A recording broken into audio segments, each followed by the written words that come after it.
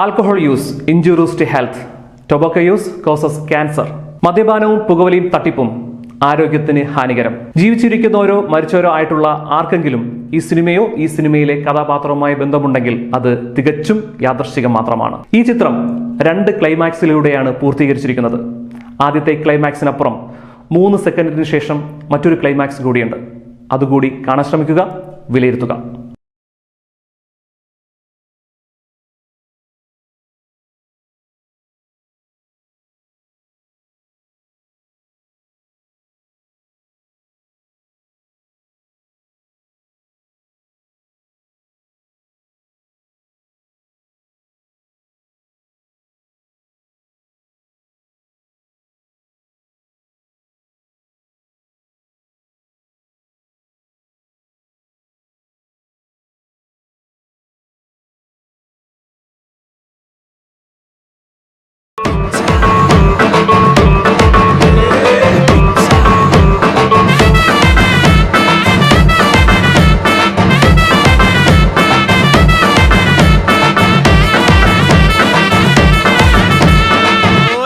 എടോ, തന്നോട് കുറേ നാളായി ഞാൻ പറയുന്നു, ഉപ്പയുടെ സർജറി ഉടനെ നടത്തണമെന്ന്.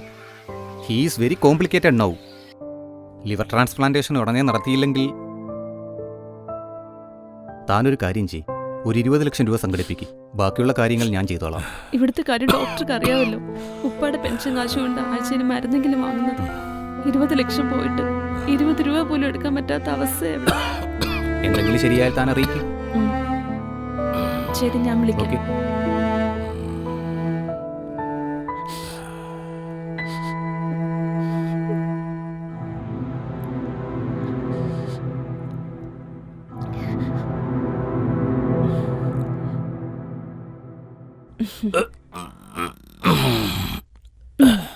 എന്താ ഉപ്പ?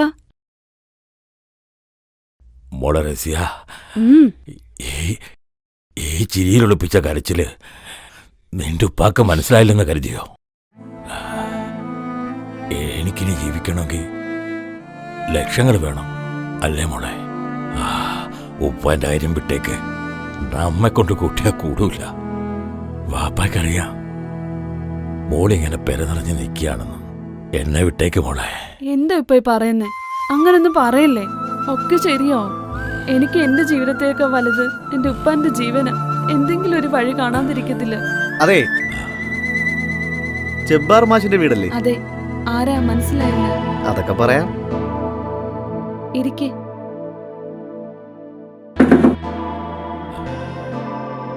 കുട്ടിയിരിക്കെ.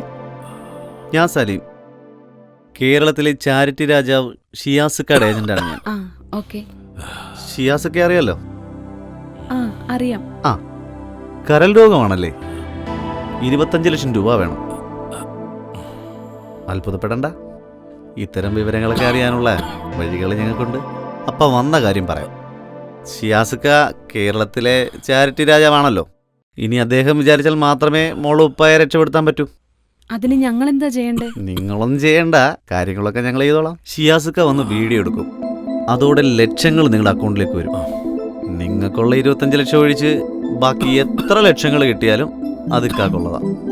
പിന്നെ ഇതിൻ്റെ പേരിൽ പോലീസിൽ പരാതിപ്പെടാനോ മറ്റാരോടും പറയാനോ പാടില്ല.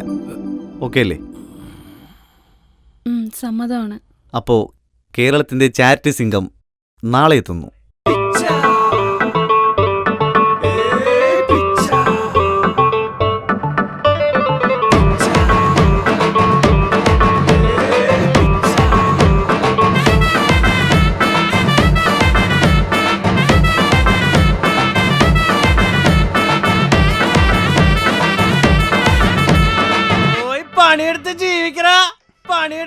റെഡിയല്ലേ? അതൊക്കെ റെഡിയാണ്. ആക്ഷൻ. ഞാൻ സ്കൂൾ മാഷാണ്. എന്റെ പേര് ജബ്ബാർ. കഴിഞ്ഞ കുറെ വർഷങ്ങളായിട്ട് കരൾ രോഗത്തിന്റെ പിടിയില്ല. എനിക്ക് സർജറി ചെയ്യണമെങ്കിൽ 25 ലക്ഷം രൂപ. മാഷെ, ഇങ്ങനെയാണോ പറയേണ്ടത്? കുറച്ചുകൂടെ ഫീൽ ചെയ്ത് പറയണ്ടേ? മുഖത്ത് കുറച്ചുകൂടെ സങ്കടം വരട്ടെ. കാണുന്നവരുടെ ഉള്ളിൽ തട്ടണം, എന്നാലേ നമുക്ക് പ്രയോജനമുള്ളൂ. ആക്ഷൻ. എന്റെ പേര് ജബ്ബാർ എന്നാണ്. ഞാനൊരു സ്കൂൾ മാഷാണ്. കഴിഞ്ഞ 25 വർഷമായി. എന്റെ മാഷ ഇങ്ങനൊന്നും അല്ല, കുറച്ചുകൂടെ കരഞ്ഞു പറ, എങ്കിലല്ലേ പൈസ വരൂ. ഡാ നീ ആ സാധനം എടുത്തടാ. ആ ഇതാണ് നമ്മുടെ നഴ്സറി. മാഷേ ആ കണ്ണം കൊണ്ട് തുറന്നേ. ശരിക്ക് തുറക്ക്. ഒന്ന് തുറന്ന് പിടി മാഷേ.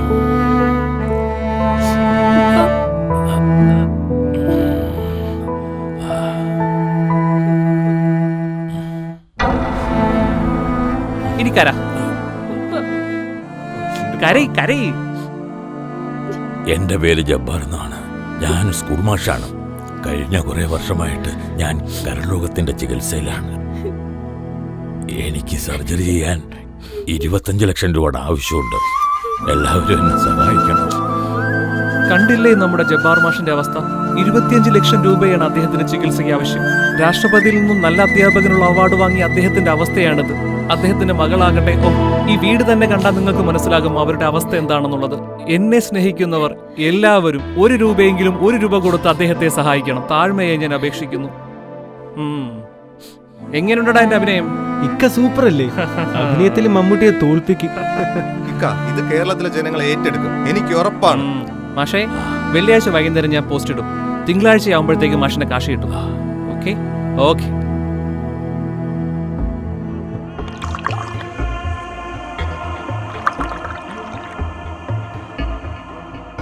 മോനെ ഒന്നൊഴിച്ചേടാ. എടാ നമ്മുടെ ജബ്ബാർ മാഷിന്റെ അക്കൗണ്ടിൽ എത്ര രൂപ വന്നടാ? ഇന്നലെ നോക്കിയപ്പോഴ് 1,25,00,000 രൂപ വന്നിട്ടുണ്ട്. അതിൽ 25 ലക്ഷം രൂപ പോയാലും 1 കോടി നമുക്കാ. അങ്ങേരി എത്താ അതും കൊടുക്കണ്ട. പക്ഷേ ഇക്ക ഒരു പ്രശ്നമുണ്ട്. ഫേസ്ബുക്കിൽ കുറച്ച് തണ്ടികൾ അക്കൗണ്ട് ക്ലോസ് ചെയ്യുക ഭയങ്കര വിഷയമാണ്. പോവാൻ പറടാ പോലെ. കഴുതകളായ ഫാൻസ് പിള്ളേരുള്ളിടത്തോളം കാലം എന്നെ ആരും ഒരു ചുക്കും ചെയ്യൂല.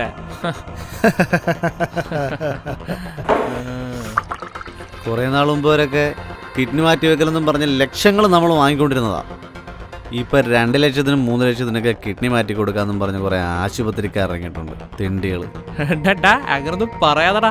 അവന്മാരുള്ളോണ്ടോടാ എന്നെ പോലുള്ള ചാരിറ്റി പ്രവർത്തകർ ജീവിച്ചു പോകുന്നത്.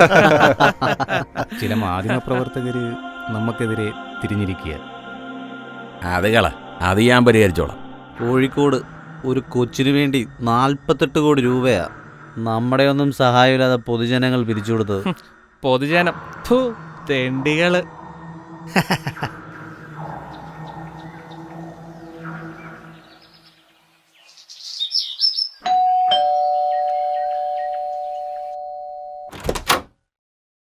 ഇതാരെ റസിയ? വാ.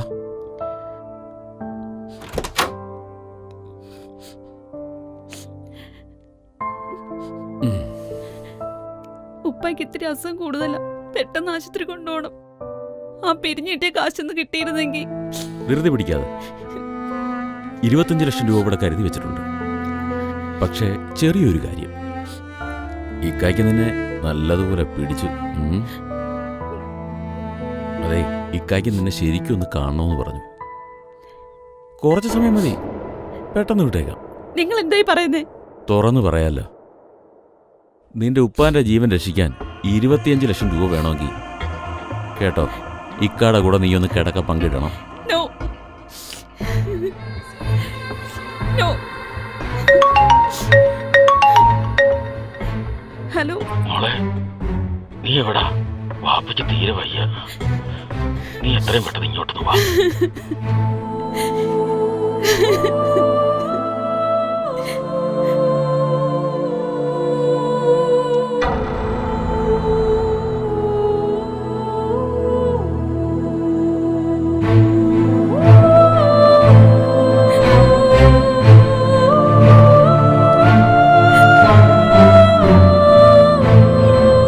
നിനക്ക് നിന്റെ പാപ്പയുടെ ജീവൻ രക്ഷിക്കണ്ടേ?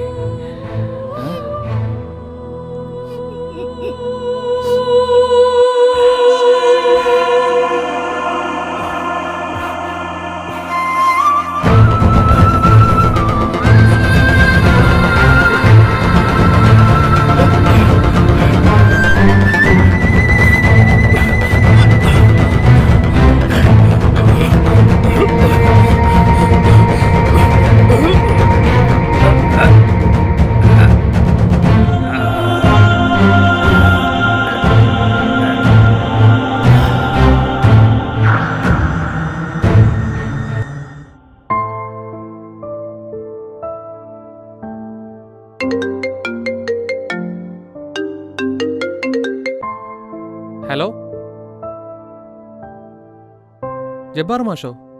എപ്പോ? ആ ശരിടാ.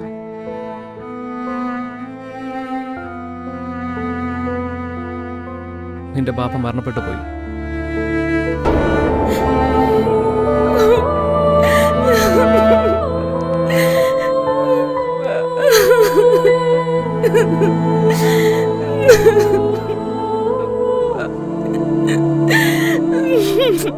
നീ കരയണ്ട. ചില മരണങ്ങൾക്ക് നല്ലതിനാണ്.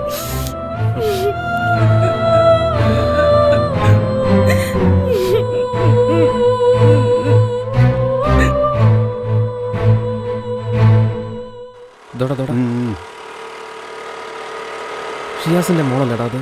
അതെ അതെ. നമ്മുടെയൊക്കെ കാശ് കൊണ്ട് തിന്ന് കൊഴുത്തിരിക്കുന്നുണ്ടാ.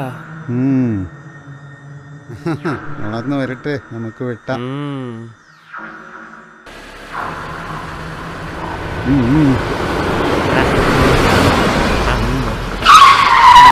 ഓ നോക്ക്, വണ്ടി ഇടിച്ച്. ഒരു കൊച്ചു കിടക്കുന്നത്. ഓടി വന്നേ എല്ലാവരും. എടുക്ക വണ്ടിയിലോട്ട് കയറ്റ്. രക്തം കുറെ പോയേക്കുന്നു.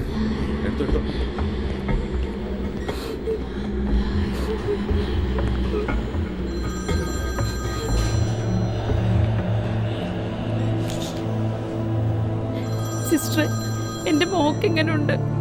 ഡോക്ടറോട് സംസാരിച്ചാൽ മതി.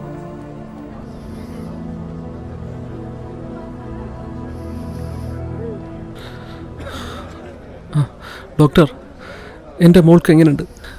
ആക്സിഡൻറ്റിൽ കുട്ടിയുടെ തലയ്ക്കാണ് പരിക്ക്. പിന്നെ കയ്യിലും കാലിലും ഒക്കെ ഇഞ്ചുറിയും ഉണ്ട്. കൈമുട്ടും പൊട്ടിയിട്ടുണ്ട്.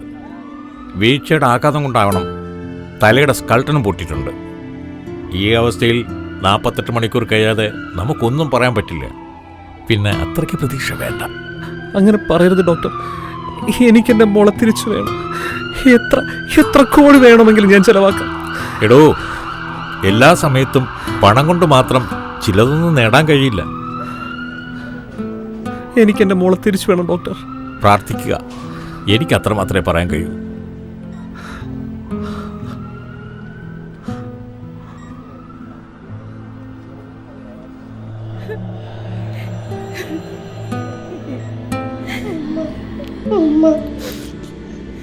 എനിക്ക് വേദനിക്കുന്നു മോളെ. എന്താ അമ്മ? എനിക്ക് എന്റെ മോക്ക് ഒന്നുമില്ല. ഉമ്മ ഇല്ല ഇല്ല, എന്റെ പൊന്നു മോക്ക് ഒന്നുമില്ല. കരയാതെ മോളെ.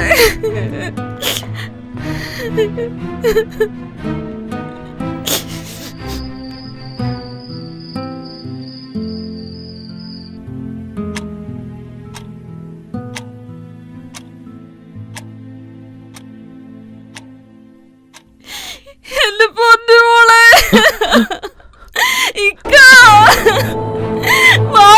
ഓടി വായിക്കാൻ നമ്മുടെ പൊന്നു മോളെ പോയി. മോളെ, എന്റെ പൊന്നു മോളെ.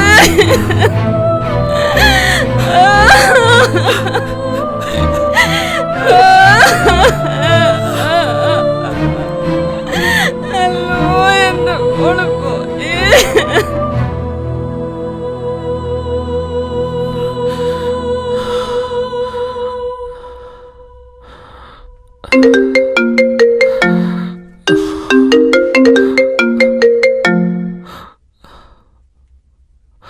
ഹലോ ഷിയാസുക്ക, നമുക്കൊരു കോള് കിട്ടിയിട്ടുണ്ട്. ഒരു കുഞ്ഞിന് ലിവർ മാറ്റി വെക്കണം. വല്ലതും തടയുന്ന കേസാ. എടുക്കട്ടെ? കിട്ടിയാ 1-2 കോടി രൂപ നമ്മുടെ കയ്യിരിക്കും. ഒന്ന് ചെയ്താലാ?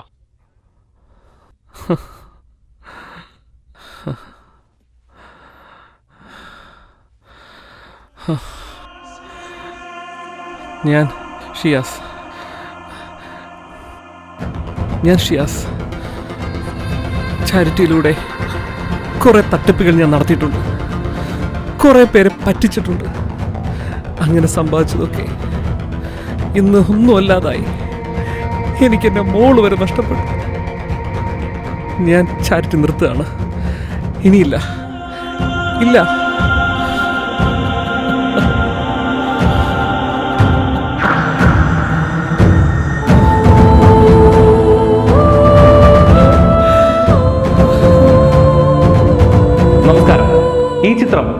പലരുടെയും മനസ്സിനെ വേദനിപ്പിക്കുന്നു എന്നറിയാം. എന്നാലും വേദനിക്കുന്നവരോട് ഞങ്ങൾ ക്ഷമ ചോദിക്കുന്നില്ല. കാരണം അങ്ങനെ വേദനിക്കുന്നവരാണ് യഥാർത്ഥത്തിലെ ചാരിറ്റി തട്ടിപ്പുകാർ, ചാരിറ്റിയെ ബിസിനസ്സാക്കിയവർ, ചാരിറ്റി കൊണ്ട് പണം സമ്പാദിച്ചവർ. അങ്ങനെ വേദനിക്കുന്നവരാണ്. നമുക്ക് കാണാൻ കഴിയും ശുഭ്രവസ്ത്രധാരികളായ ചിലർ, അതായത് തേച്ചു മിനുക്കിയ വടിവൊത്ത വെള്ള ഷർട്ടും വെള്ള മുണ്ടും അണിഞ്ഞുകൊണ്ട് സമൂഹ മധ്യത്തിലേക്ക് വന്ന് രോഗികളുടെ ദയനീയാവസ്ഥയെ പുറം ലോകത്തു കാണിച്ച് അതുവഴി പണം സമാഹരിച്ച് പണം സമ്പാദിക്കുന്ന ചില വ്യക്തികൾ, ചില വ്യാജ ചാരിറ്റി പ്രവർത്തകർ. യഥാർത്ഥത്തിൽ അവരാണ് കേരള സമൂഹത്തിൻ്റെ ക്യാൻസറുകൾ. ആ ക്യാൻസറിനെ നമ്മുടെ നാട്ടിൽ നിന്നും കേരളത്തിൻ്റെ ചാരിറ്റി മേഖലയിൽ നിന്നും മുറിച്ചു കളയുക തന്നെ വേണം. ഇല്ലെങ്കിൽ ഈ ചിത്രത്തിൻ്റെ ക്യാപ്ഷൻ പോലെ മാറ്റം അല്ലെങ്കിൽ നാശം എന്ന സാഹചര്യത്തിലേക്ക് എത്തിപ്പെടും. തീർച്ചയായും നമുക്ക് മാറ്റപ്പെടേണ്ടത് ചാരിറ്റിയല്ല, ചാരിറ്റിയിലെ ക്യാൻസറുകളെയാണ്. അതിൻ്റെ കാരണം എന്താണെന്ന് ചോദിച്ചാൽ, ഏതൊരു കാര്യത്തിനും രണ്ട് വശങ്ങളുണ്ട്. ഒരു നല്ല വശവും ഒരു ചീത്ത വശവും. ഒരുപക്ഷെ ഈ ചാരിറ്റി മേഖലയിലെ 10% ആളുകൾ നല്ലവരുണ്ടാകാം. അതുകൊണ്ടായിരിക്കാം ചാരിറ്റി കൊണ്ട് നമ്മുടെ സമൂഹത്തിലെ ചിലർക്കെങ്കിലും ഉപകാരങ്ങൾ കിട്ടുന്നത്, പാവപ്പെട്ടവരായ രോഗികൾക്ക് കുറച്ചെങ്കിലും ആശ്വാസം കിട്ടുന്നത്. ഇപ്പോൾ 10 രോഗികൾക്കാണ് ആശ്വാസം കിട്ടുന്നതെങ്കിൽ ഈ 90% വരുന്ന ക്യാൻസറുകളായ വ്യാജ ജീവകാരുണ്യ പ്രവർത്തകരെ ഈ സമൂഹത്തിൽ നിന്നും തുടച്ചു നീക്കുകയാണെങ്കിൽ നാളെയുടെ പാവപ്പെട്ടവരായ ലക്ഷക്കണക്കിന് രോഗികൾക്ക് ആശ്വാസമേകാൻ കഴിയും എന്നുള്ളതാണ് പച്ചയായ യാഥാർത്ഥ്യം.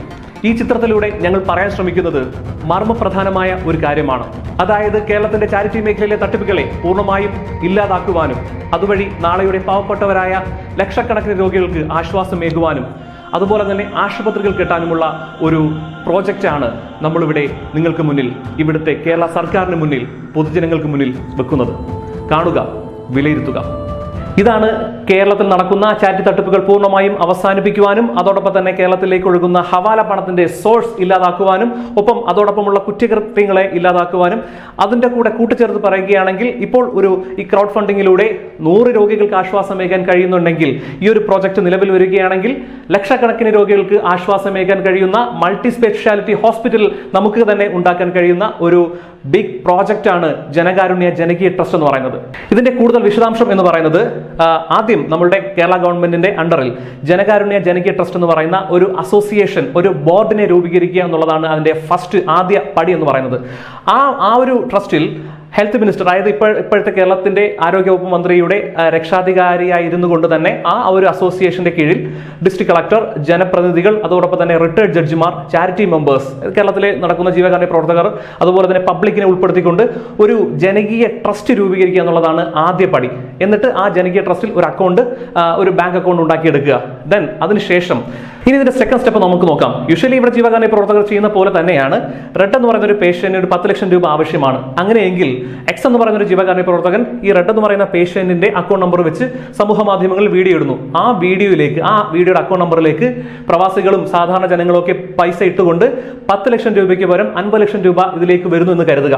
അങ്ങനെയെങ്കിൽ സാധാരണ ചെയ്യുന്നത് 10 ലക്ഷം രൂപ ഈ ഒരു പേഷ്യന്റിന് കൊടുക്കുകയും 40 ലക്ഷം രൂപ ഈ വീഡിയോ ഇടുന്ന ജീവകാരുണ്യ പ്രവർത്തകൻ കൊണ്ടുപോവുകയും ചെയ്യും. അവിടെയാണ് കുറ്റകൃത്യങ്ങൾ ഉണ്ടാവുന്നത്. ആ പണം എന്തിനാണ് കൊണ്ടുപോകുന്നത് ചോദിച്ചാൽ മറ്റുള്ള രോഗികൾക്ക് ഞങ്ങൾ കൊടുക്കാനാണെന്ന് പറഞ്ഞാൽ കൊണ്ടുപോകുന്നത്. പക്ഷേ അവിടെയാണ് തട്ടിപ്പുണ്ടാകുന്നത്. അതിൽ നിന്നാണ് ഇവിടെ ഹവാല ഇടപാടുകൾ ഉണ്ടാകുന്നത്, ആ പണം വെച്ചുള്ള ദൂർത്തുകൾ ഉണ്ടാകുന്നത്. നമുക്ക് അതാണ് ആദ്യം അവസാനിപ്പിക്കേണ്ടത്. അങ്ങനെയെങ്കിൽ ഇവിടെ ഈ വരുന്ന 50 ലക്ഷം, ഈ ഒരു ഫണ്ടിലേക്ക് വരുന്ന 50 ലക്ഷത്തിൽ നിന്നും 10 ലക്ഷം രൂപ ഈ ഒരു പേഷ്യന്റിന് കൊടുത്ത ശേഷം ബാക്കി 40 ലക്ഷം രൂപ നേരെ വരുന്നത് ജനകാരുണ്യ ജനകീയ ട്രസ്റ്റ് എന്ന് പറയുന്നത് നമ്മളെല്ലാവരുമുള്ള ഈ ഒരു ട്രസ്റ്റിലേക്കാണ് ഈ ഒരു 40 ലക്ഷം രൂപ വരുന്നത്. ഇവിടെ ഒരു എൻക്വയറി ടീം ഉണ്ടാവും. അപ്പോൾ പുതിയ രോഗികൾ ഉണ്ടാകുമ്പോൾ, പുതിയ രോഗികൾക്ക് പണം ആവശ്യമായി വരുമ്പോൾ ഈ ഒരു ട്രസ്റ്റിലേക്ക് ആപ്ലിക്കേഷൻ അയക്കുകയും ഈ എൻക്വയറി ടീമിന്റെ അന്വേഷണ വിധേയമായി സത്യസന്ധമായ രോഗികളെ സെലക്ട് ചെയ്ത് അവർക്ക് ഈ ട്രസ്റ്റ് വഴി ആ 40 ലക്ഷം രൂപയുടെ വിഹിതങ്ങൾ എത്തിച്ചു കൊടുക്കുകയും ചെയ്യും. അപ്പോൾ ഒരിക്കലും ഇവിടെ ഒരു തട്ടിപ്പ് ഉണ്ടാകുന്നില്ല എന്നുള്ളതാണ് ഒന്നാമത്തെ കാര്യം. ഹവാല ഇടപാടുകൾ എങ്ങനെയാണെന്ന് ചോദിച്ചാൽ വളരെ സിമ്പിൾ ആയിട്ട് പറയുകയാണെങ്കിൽ വിദേശ രാജ്യത്തു നിന്നും 1 കോടി രൂപ, അതായത് കണക്ക് കാണിക്കാൻ പറ്റാത്ത 1 കോടി രൂപ നമ്മളുടെ കേരളത്തിലേക്ക് എത്തിക്കണമെങ്കിൽ പാടാണ്.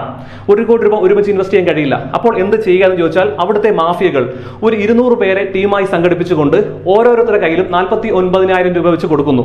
എന്നിട്ട് ഒരു പർട്ടിക്കുലർ അക്കൗണ്ട്, ഒരു രോഗിയുടെ അക്കൗണ്ട് ഉണ്ടാക്കി ഈ 200 പേരും 49,000 രൂപ വെച്ച് രോഗിയുടെ അക്കൗണ്ടിലേക്ക് ഇടുന്നു. അപ്പോൾ 49,000 വരെ നമുക്കിവിടെ കണക്ക് കാണിക്കേണ്ട എന്നുള്ളതാണ് നമ്മുടെ റൂള്. അതുകൊണ്ട് ആരും ചോദിക്കാനും പറയാനുമില്ല, നേരെ ബാങ്കിലേക്ക് വരുന്ന വൈറ്റ് ആവുകയാണ്. 200 പേരാകുമ്പോൾ ഏകദേശം 98 ലക്ഷം രൂപ, അതായത് 1 കോടി രൂപയ്ക്ക് അടുത്ത് വളരെ ഈസിയായി നമ്മളുടെ അക്കൗണ്ടിലേക്ക് വരികയും ഒരു പർട്ടിക്കുലർ രോഗിക്ക് ഒരു 10 ലക്ഷം രൂപ കൊടുത്തതിന് ശേഷം ബാക്കി 88 ലക്ഷം രൂപയും വൈറ്റ് മണിയായി മാറുകയും ചെയ്യുന്നു. ഇതാണ് ഹവാല ഇടപാടുകളുടെ ഒരു മുഖ്യ സോഴ്സ്, ഒരു ഉറവിടം എന്ന് പറയും. ഇപ്പം അങ്ങനെയാണ് അവർ ചെയ്തുകൊണ്ടിരിക്കുന്നത്. അപ്പോൾ തീർച്ചയായിട്ടും അതും നമുക്ക് അവസാനിപ്പിക്കാൻ കഴിയും. കേരള സംസ്ഥാന സർക്കാർ മുൻകൈ എടുത്തുകൊണ്ട് ഇത്രയും പേരെ ഉൾക്കൊള്ളിച്ചുകൊണ്ട് ഇങ്ങനൊരു ട്രസ്റ്റിനെ, ഒരു ജനകീയ ട്രസ്റ്റിനെ രൂപീകരിക്കുകയാണെങ്കിൽ മേൽ പറഞ്ഞ പോലുള്ള ചാരിറ്റി തട്ടിപ്പുകൾ പൂർണ്ണമായും അവസാനിപ്പിക്കുവാനും അതോടൊപ്പം തന്നെ ലക്ഷക്കണക്കിന് രോഗികൾക്ക് ഈ ഫണ്ട് കൊണ്ട് ആശ്വാസമേകുവാനും മൾട്ടി സ്പെഷ്യാലിറ്റി ഹോസ്പിറ്റൽ, ഈവൻ 2 രൂപയുടെ OP ടിക്കറ്റ് പോലും എടുക്കേണ്ടാത്ത രീതിയിലുള്ള മൾട്ടി സ്പെഷ്യാലിറ്റി ഹോസ്പിറ്റൽ നിർമ്മിക്കുവാനും നമുക്ക് ഈ ട്രസ്റ്റ് വഴി കഴിയും എന്നുള്ളതാണ് ഇതിൻ്റെ ഏറ്റവും വലിയ പ്രത്യേകത. ഇതൊരു വിപ്ലവമാണ്. തീർച്ചയായും ഇതിന് നിങ്ങൾ ഏറ്റെടുക്കുകയാണെങ്കിൽ ഒരുപക്ഷെ ഇതൊരു വിപ്ലവമായി നാളത്തെ സമൂഹത്തിൽ മാറിയേക്കാം. നാളെയുടെ പാവങ്ങൾക്ക് ആശ്രയമാകേണ്ട, ആശ്വാസമാകേണ്ട, പ്രതീക്ഷയാകേണ്ട ഒരു വലിയ പ്രോജക്റ്റാണ് നമ്മുടെ സർക്കാരിന് മുന്നിലേക്ക് വെക്കുന്നത്, ഇവിടുത്തെ പൊതുജനങ്ങളുടെ മുന്നിലേക്ക് വെക്കുന്നത്. തീർച്ചയായും ഈ പ്രോജക്റ്റ് നിങ്ങൾ ഏറ്റെടുക്കുമെന്ന് പ്രതീക്ഷിക്കുന്നു.